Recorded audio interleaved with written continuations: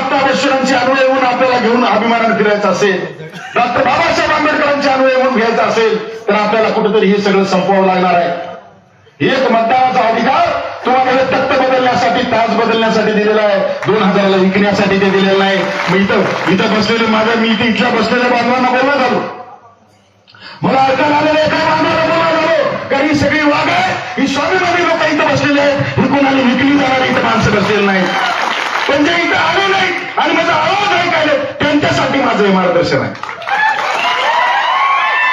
त्यांच्यासाठी आहे. कारण इथं माझ्यासमोर बसलेली इथं मैदानातली वाघ आहेत, हे सगळे माझी माणसं बसलेले आहेत, ताकदीनं हिमतीनं सगळे दत्तासोबत त्या ठिकाणी खंबीरपणे उभे आहेत.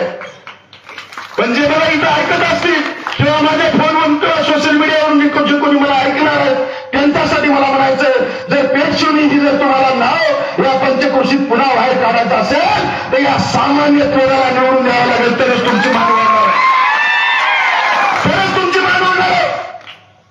कारण ह्या मस्तवाल कुरकुट्याला त्या ठिकाणी असं वाटलं, मी तर सगळं गाव पैसे घेतो. मी एका परवा माझा एक गुत्तेदार मित्र आहे नांदेडला, परवा नाही कालच ते कोणीतरी एक चिरकुट मला फोन केला आणि मला भोशीकर साहेब तुम्ही नाही जोरात बोलल्या.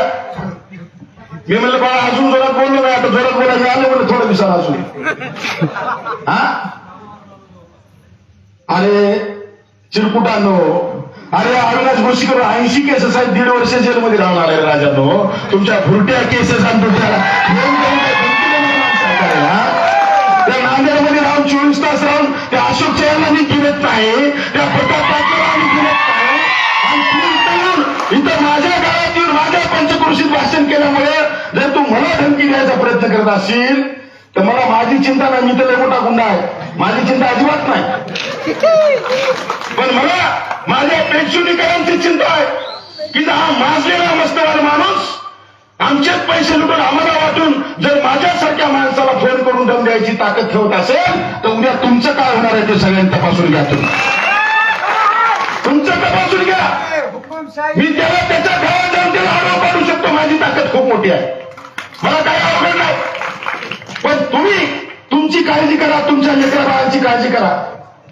पेटशिवनीच्या चौकामध्ये जिथं कीर्तन आणि भजन चलायचं, टाळकडी मुरदून कडीतून चलायचे, आज हातात बाटल्या घेऊन लोक मिळाले तिथं चौकामध्ये.